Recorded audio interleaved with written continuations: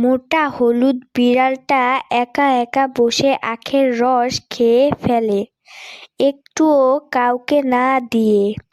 তারপর সে রেগে গিয়ে নিজের বন্ধু মোটা সাদা কবুতরকে ধাক্কা দিয়ে বাড়ি থেকে বের করে দেয়। কবুতরটা কাঁদতে কাঁদতে শহরের দিকে চলে যায়। মোটা সাদা কবুতর নিজেই ট্রাক চালানো শুরু করে।